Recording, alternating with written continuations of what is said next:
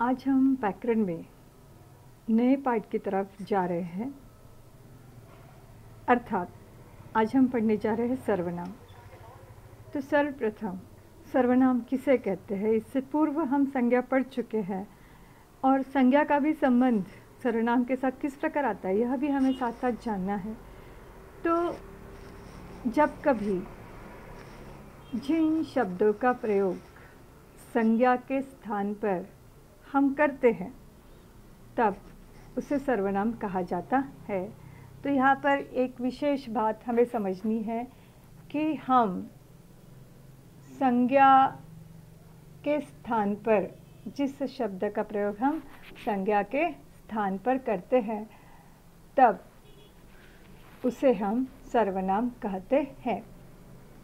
अर्थात सर्वनाम उस विकारी शब्द को कहते हैं जो पूर्वापर संबंध से किसी भी संज्ञा के बदले में प्रयोग किया जाता है।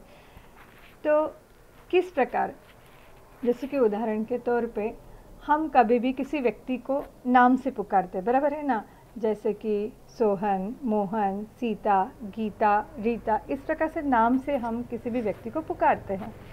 किंतु अगर मैं किसी एक व्यक्ति के बारे में अगर मैं बोल रही हूँ, जैसे कि मोहन, बराबर है, तो मोहन स्कूल जाता है, मोहन कभी कभार अपना गृह कार्य करता है, मोहन को ये पसंद नहीं है, मोहन कभी बाज़ार में नहीं जाता है। बार बार मैंने मोहन इस शब्द का प्रयोग किया है, किंतु अगर उसी व्यक्ति के बारे में, मोहन नाम के ही व्यक्ति के बारे में अगर मुझे बार बार कुछ बातें कहनी है तो उस वक्त बजाय मोहन के फिर मैं कुछ अलग शब्दों का प्रयोग करूँगी, यानी बजाय उस व्यक्ति के नाम के मैं कुछ अलग शब्दों का प्रयोग करूँगी। या फिर कभी कभार मैं अपने स्वयं के भी बारे में बोलूँगी तो मैं बार बार अपना नाम लेके तो नहीं बोलूँगी, बराबर है ना। तो फिर अपने नाम की जगह मैं शब्द का प्रयोग करूँगी, बराबर है। अभी मैं बार बार मैं शब्द का, मैं अपना नाम बता रही हूँ कि नहीं, मैं स्वयं के लिए मैं बराबर इस शब्द का प्रयोग कर रही हूँ। तो मैं अगले व्यक्ति का नाम न लेते हुए हम उसे कहते हैं तू, बराबर है, मैं, तू, फिर वह, कोई, यह, ये, उसका, बराबर है, इसका, उसका, वगैरह वगैरह, इन सभी सर्वनाम युक्त शब्दों का प्रयोग हम बजाय संज्ञा के करते हैं। तो फिर उसे हम क्या कहते हैं, सर्वनाम कहते हैं। मुझे उम्मीद है कि अब थोड़ी थोड़ी बात समझ में आ रही होंगी। तो अभी जैसे कि मोहन का उदाहरण लिया था, वैसे अब यहाँ पर दूसरा उदाहरण हम लेंगे। यह उदाहरण हम सुभाष के बारे में लेंगे। तो सुभाष यह एक विद्यार्थी है, बराबर है। तो अब मुझे सुभाष के बारे में कईयों बातें कहनी है आप लोगों से। तो अब मैं बजाय सुभाष के, पहले तो मैं कहती हूँ सुभाष एक विद्यार्थी है। अब अगले वाक्य में कहती हूँ वह रोज़ स्कूल जाता है, उसके पास सुंदर बस्ता है, उसे घूमना बहुत पसंद है, वह कभी कभार बाज़ार में भी जाता है, उसे अमरूद खाना बहुत पसंद है।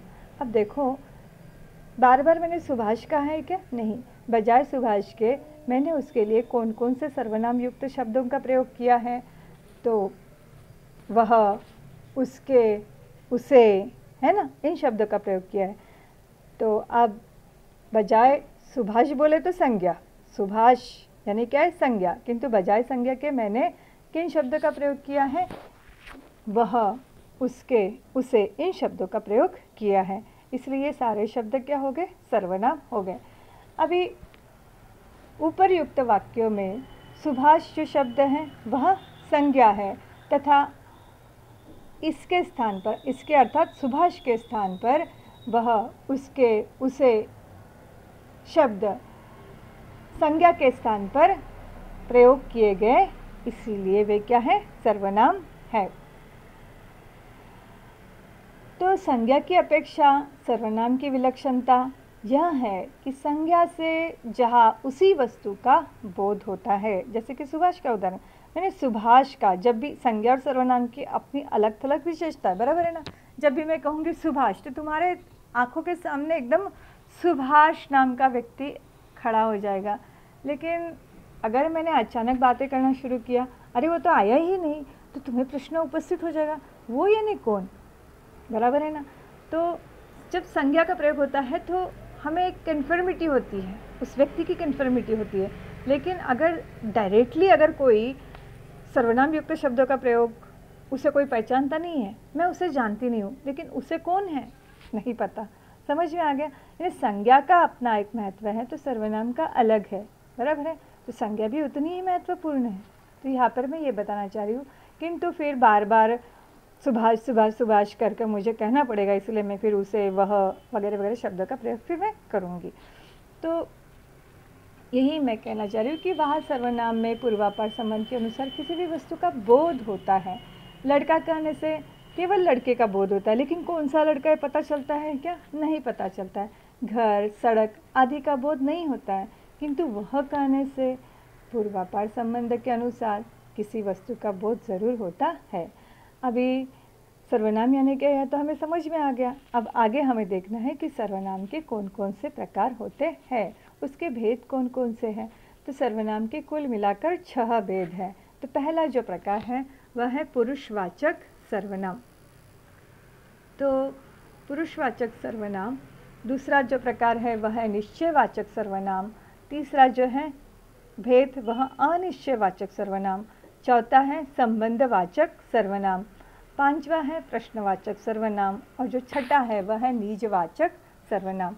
तो हम हर भेद के बारे में, हर प्रकार के बारे में आप पूरी गहराई के साथ समझने की कोशिश करेंगे। तो पहला जो इसमें से प्रकार है, जैसे कि मैंने बताया, पुरुषवाचक सर्वनाम। तो चलो उसके बारे में हम जानने और समझने की कोशिश करेंगे।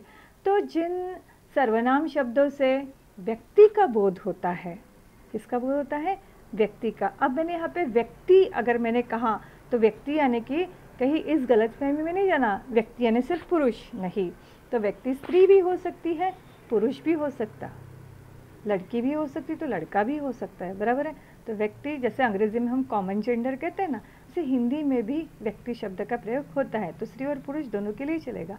चलो आगे बढ़ते हैं। तो जिन सर्वनाम शब्दों से व्यक्ति का बोध होता है उसे हम पुरुषवाचक सर्वनाम कहते हैं।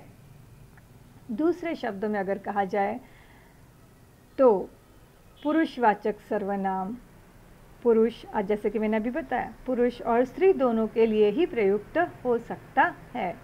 अभी उदाहरण के तौर पे देखेंगे तो यह तो आप लोगों को पता है कि हम मराठी में जैसे उदाहरणार्थ कहते हैं, तो हिंदी में बजाय इसके हम जैसे कहते हैं। तो जैसे मैं आता हूँ, मैं आता हूँ, इस वाक्य में सर्वनाम क्या है? मैं, बराबर है। स्वयं के बारे में बोला जा रहा है तो मैं, आई बात ध्यान में, मैं आता हूँ। दूसरा है तुम जाते हो, बराबर। तो तीसरा वह भागता है, वह भागता है।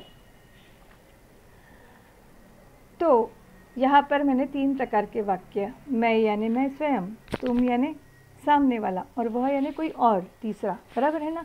तो यहाँ मैं क्या कहना चाहती हूँ, तो ऊपर युक्त वाक्यों में मैं, तुम, वह, ये सारे के सारे क्या है? पुरुषवाचक सर्वनाम है। तो बावजूद इसके कि वह पुरुषवाचक सर्वनाम है, किंतु पुरुषवाचक सर्वनाम के भी 3 प्रकार होते हैं जो हमें जानना बहुत ज़रूरी है। तो वो कौन कौन से ये हम देखेंगे। तो इसके 3 प्रकार हैं। तो मैं थोड़ा सा अपना एक ब्रश सिलेक्ट कर लेती हूँ आप लोगों को और अच्छे से समझाने के लिए। चलो, तो ऑलरेडी सिलेक्टेड ही है वो तो। हाँ, तो पुरुषवाचक सर्वनाम में पहला जो है उत्तम पुरुष, मध्यम पुरुष और तीसरा जो है अन्य पुरुष। तो सबसे पहले हम देखेंगे उत्तम पुरुष के बारे में कि उत्तम पुरुष किसे कहते हैं। तो जिन सर्वनामों का प्रयोग बोलने वाला अपने स्वयं के लिए करता है तब उसे क्या कहते हैं? उत्तम पुरुष कहते हैं। पुनः दोहराती हूँ, तो जिन सर्वनामों का प्रयोग बोलने वाला अपने लिए, स्वयं के लिए करता है उसे हम उत्तम पुरुष कहते हैं। अभी स्वयं के लिए कौन कौन से शब्दों का प्रयोग हम करते हैं? पहला शब्द बार बार मैं, है ना। तो जैसे मैं, फिर कभी कभार हमारा, ठीक है। फिर और कौन कौन से शब्दों का प्रयोग होता है? मैं, हमारा, हम, मुझको, मुझे, है ना। ये सारे शब्दों का प्रयोग मैंने स्वयं के लिए किया हुआ है ना। हमें दे दो, मुझे दे दो, मुझे कुछ कहना है, बराबर है, मैं स्वयं करूँगी। ये सारे शब्दों में सर्वनामवाचक शब्द आए हैं, लेकिन मेरे स्वयं के बारे में आए हुए हैं। तो वो हो गया, कौन सा प्रकार हो गया? ये पहला प्रकार उत्तम पुरुष, जिसमें मैं, हमारा, हम, मुझको, मुझे ऐसे शब्दों का प्रयोग किया जाता है। तो अभी जैसे कि मैंने बताया, मैं स्कूल जाऊंगी, बराबर है, मैं स्कूल जाऊंगी, मैं, है ना, उत्तम पुरुष हो गया। तो दूसरा है हम मतदान करेंगे, तो हम मतदान करेंगे, हम यानी कि अनेक वचन में आ गया ना, हम सभी आ गए, है ना। तो हम मतदान करेंगे, तो हम जैसे आ गया उत्तम पुरुषवाचक। अभी अगला जो है, अगला प्रकार जो है वह है मध्यम पुरुष। हम पुरुषवाचक सर्वनाम का दूसरा प्रकार देख रहे हैं, जो कि मध्यम पुरुष है। तो जिन सर्वनामों का प्रयोग सुनने वाले के लिए किया जाता है, किसके लिए? जो सुन रहा है उसके लिए किया जाता है, उसे हम क्या कहेंगे? मध्यम पुरुष कहेंगे। अभी तक तो हम स्वयं के बारे में देख रहे थे, है ना, प्रथम पुरुष, स्वयं के बारे में बोले प्रथम पुरुष, लेकिन अब अगले के बारे में हम बोलेंगे, है ना। तो इसीलिए अगला जो सुन रहा है, जैसे तुम, है ना, तुम सब, अब मेरा व्याकरण का सर्वनाम वाला पार्ट सुन रहे हो, तो तुम क्या बन गए फिर? मध्यम पुरुष। आई बात ध्यान में? तो इस प्रकार से तू, तुम, तेरा, तुम्हारा वगैरह शब्दों का इसमें ज़रूर प्रयोग होगा। फिर आई बात ध्यान में? तो अभी जैसे कि मैंने तो संज्ञा, यह व्याकरण का पाठ पढ़ा दिया है, तुमने उसका गृह कार्य किया है क्या?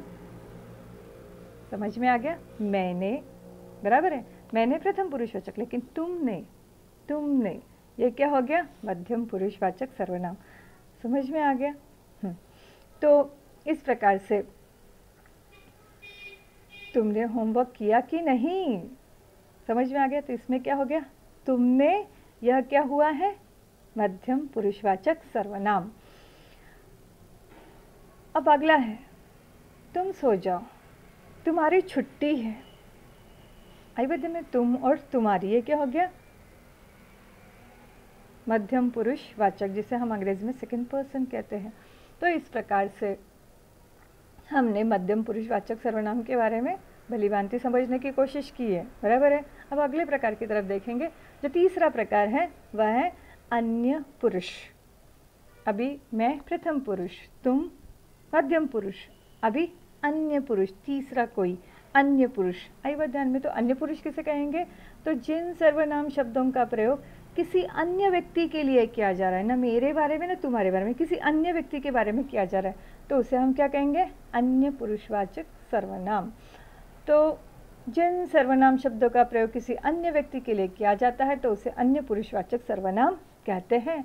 तो अब किसी अन्य के लिए हम कैसे शब्द, किन किन शब्दों का प्रयोग करते हैं? जैसे वे, वो, है ना, उनका, उनके लिए, ऐसे शब्दों का प्रयोग करते हैं। उनसे, है ना, ज़रा उनसे जाके कह दो, उनसे। आई बात ध्यान में? तो ऐसे अन्य व्यक्ति के लिए प्रयोग किया जाता है। तो अब मैं वाक्य बनाती हूँ, है ना, उदाहरण देने के बाद बहुत अच्छे से भलीभांति समझ में आता है।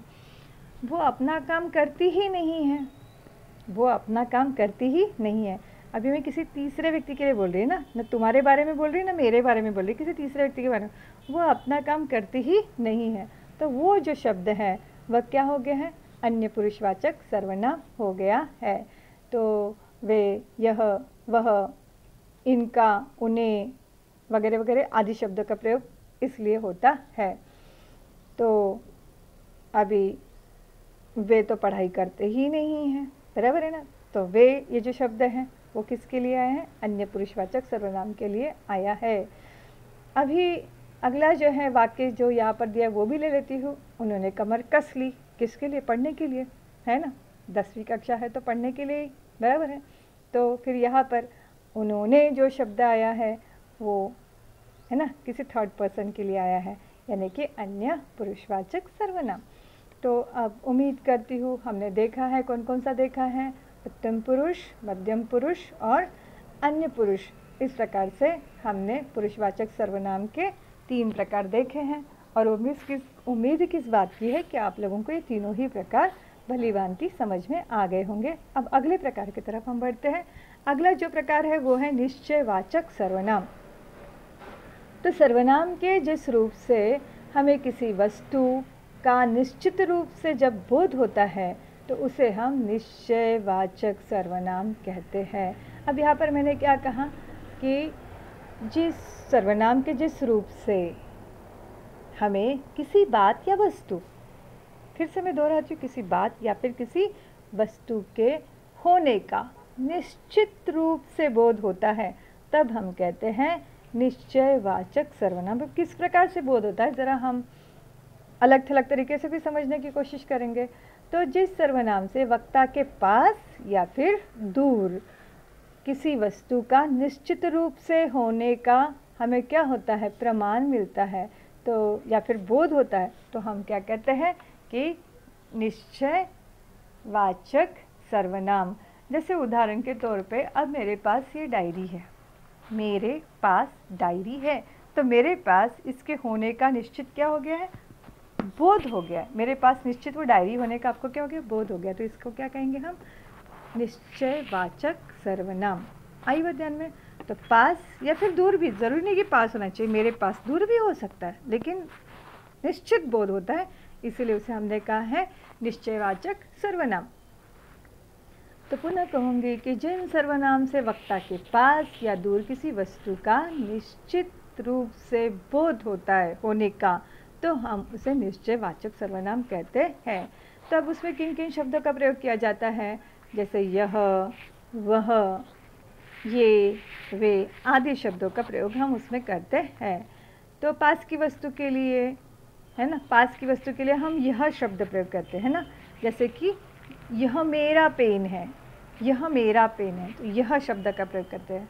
और वह उसका पेन है, कन्फर्मिटी आ गई इसमें कि ये मेरा है और ये उसका है, बराबर है ना, लेकिन निश्चित ही हो गई है। तो इस प्रकार से पास की वस्तु के लिए यह कोई नया काम नहीं है, तो इसमें यह जो शब्द प्रयोग किया गया है, तो यह यानी कि निश्चित हो गया।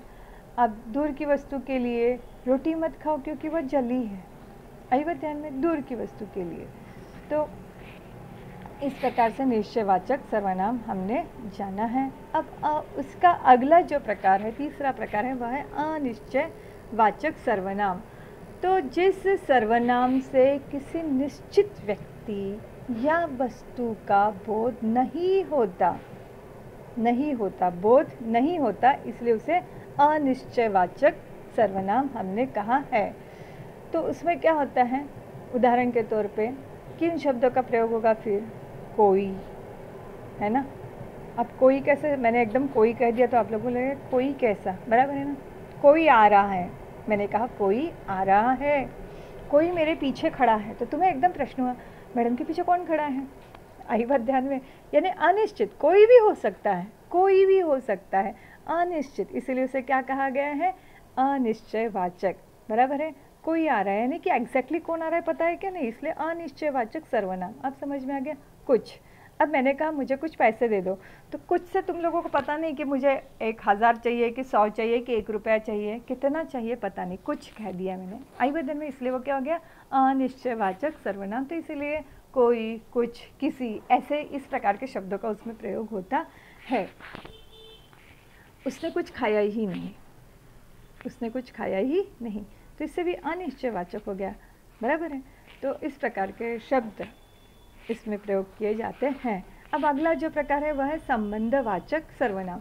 तो संबंधवाचक सर्वनाम किसे कहते हैं, जिन सर्वनाम शब्दों का दूसरे सर्वनाम युक्त शब्दों से संबंध ज्ञात होता है।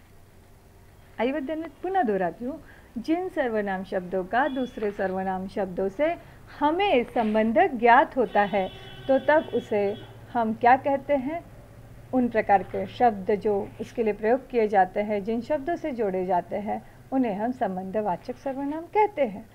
तो जैसे अब उसमें कौन से शब्दों का प्रयोग किया जाता है संबंध जोड़ने के लिए, है ना। अभी मैंने जैसे कि कहा, पुनः दोहराती हूँ कि जिन सर्वनाम शब्दों का दूसरे सर्वनाम शब्दों से संबंध ज्ञात हो तथा जो शब्द दो वाक्यों को जोड़ने का काम करता है। सर्वनाम वाचक ही शब्द होता है, लेकिन क्या करता है, जोड़ने का काम करता है तो उसे हम क्या कहते हैं, संबंधवाचक। अब पट से मैं बोलती हूँ जैसी करनी वैसी भरनी। अब करनी और भरनी के लिए मैंने कौन से दो शब्दों का प्रयोग कहा, जैसी और वहाँ पे वैसी। आई बात ध्यान में, इन दो शब्दों का प्रयोग मैंने किया है जोड़ने के लिए। फिर क्या कहा, जैसी करनी वैसी भरनी। आई बात ध्यान में, तो इस प्रकार के शब्दों का उसमें प्रयोग किया जाता है।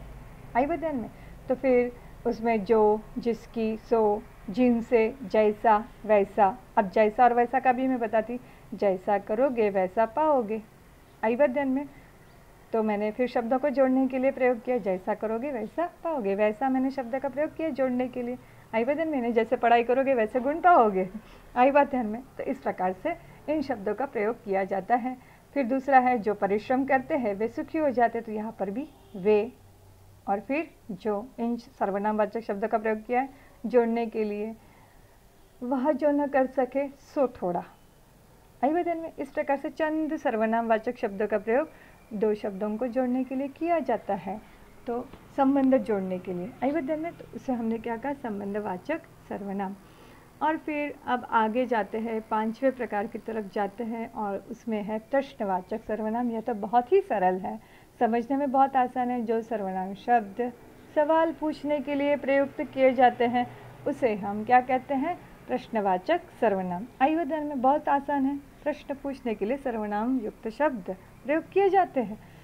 तो सरल शब्दों में अगर कहा जाए तो प्रश्न करने के लिए जिन सर्वनामों का प्रयोग हम करेंगे उसे हम प्रश्नवाचक सर्वनाम कहेंगे। तो इसमें फिर हम प्रश्नवाचक ही शब्दों का प्रयोग करेंगे, बराबर है ना। कैसे, जैसे, कौन, क्या, किसने, इन शब्दों का हम प्रयोग करेंगे। तो उदाहरण के तौर पे देखेंगे, टोकरी में क्या रखा है, प्रश्न है ना, टोकरी में क्या रखा है, क्या शब्द का प्रयोग है। आई बात ध्यान में। दूसरा है, बाहर कौन खड़ा है, कौन, बाहर कौन खड़ा है। तुम क्या खा रहे हो, तुम क्या खा रहे हो। आई बात ध्यान में, तो किन किन शब्दों का इसमें प्रयोग किया गया है। तो यहाँ पर हमें कुछ चीज़ों का ध्यान रखना पड़ता है। वो क्या है कि कौन का प्रयोग चेतन जीवी के लिए और क्या का प्रयोग जड़ पदार्थों के लिए किया जाता है। तो फिर चेतन जीवियों जैसा बहुत कठिन शब्द हो गया आप लोगों के लिए, है ना। फिर मैं सजीव और निर्जीव बहुत आसान शब्दों का प्रयोग करती हूँ, अब तो समझ में आ गया। तो इसी के लिए सजीव निर्जीव के लिए यहाँ पर हिंदी में थोड़ा सा कठिन शब्द है, चेतन जीवियों के लिए क्या शब्द का प्रयोग, और जड़ पदार्थ के लिए, हाँ, पुनः कौन का प्रयोग चेतन जीवियों के लिए और क्या का प्रयोग जड़ पदार्थों के लिए किया गया है। अब इसके पश्चात हम आगे बढ़ते हैं। अगला जो प्रकार है वह है नीजवाचक सर्वनाम। नीज शब्द से ही हमें बहुत कुछ ज्ञात हो जाता है, नीज, करीबी, नीज। आई बात ध्यान में। तो जिन सर्वनाम शब्दों का प्रयोग करता अपने स्वयं के लिए, स्वयं के अर्थ में करता है, स्वयं के बारे में करता है, तब उसे हम क्या कहते हैं, नीजवाचक सर्वनाम कहते हैं। अब खुद के लिए जब करेंगे, है ना, तो हम कैसे खुद के लिए, अपने, अपने, आप नहीं, आप। हिंदी में अपने और आप में फ़र्क है, थोड़ी देर बाद में मैं आपको लेकर भी आपके साथ ज़रूर चर्चा करती हूँ। लेकिन यहाँ पे अपने यानी स्वयं के लिए, अपने, है ना, अपने काम खुद करो, अपने। आई बात ध्यान में, तो वो हो गया नीजवाचक सर्वनाम। तो अपने, अपने आप, निजी, खुद, मैंने अभी कहा खुद का काम खुद करो, बराबर है, खुद। तो इस प्रकार के शब्दों का प्रयोग किया जाता है। तो यहाँ पर अब उदाहरण भी उन्होंने दिया है कि अब मैंने अपना काम स्वयं किया, मैंने। और दूसरा पहला शब्द क्या है, मैंने, वो भी खुद के लिए है और स्वयं भी खुद के लिए है। आई बात में, दो शब्दों का प्रयोग यहाँ पर हुआ है। तो आप यह कार्य खुद कीजिए। अभी आप अगले व्यक्ति के लिए सम्मान पूर्वक क्या कहते हैं, आप। आई बात ध्यान में, तो यह अगले व्यक्ति के लिए कहा गया, स्वयं के लिए कहा है क्या, इसलिए आप नहीं होगा, समझ में आ गया। लेकिन खुद, ये शब्द क्या होगा, निजवाचक होगा। तो निजवाचक सर्वनाम का रूप जो है वह आप, अभी मैंने जैसे चर्चा किया, आप है। लेकिन पुरुषवाचक के अन्य पुरुष वाले आप से इसका प्रयोग बिल्कुल ही अलग होता है। जैसे मैंने अभी कहा, अपने और आप, अगले व्यक्ति के लिए आप शब्द का प्रयोग किया जाता है। यह कर्ता का बोधक है पर स्वयं कर्ता का काम नहीं करता। पुरुषवाचक आप बहुवचन में आदर के लिए अक्सर प्रयोग किया जाता है, बहुवचन में। तो जैसे कि मैं क्लास में भी कहती हूँ, आप सब लोग सुन रहे हो मेरा कहना, है ना, बहुवचन में भी।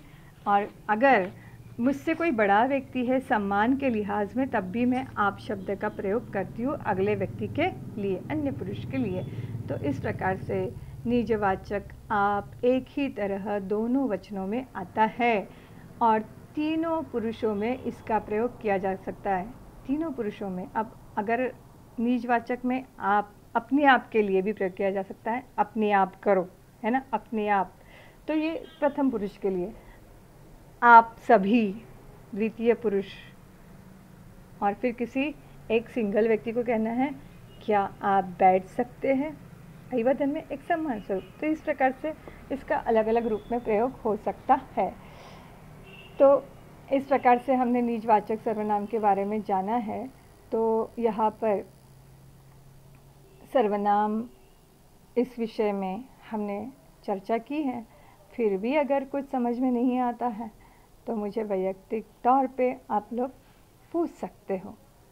अभिवादन, अपनी जितनी भी दुविधाएं हैं, जितना भी जो भी नहीं समझ में आता है, आप मेरे साथ स्वयं चर्चा कर सकते हो। तो यहाँ पर मैं सर्वनाम इस टॉपिक को विराम देती हूँ और पुनः मिलेंगे अगले व्याकरण के पाठ के साथ।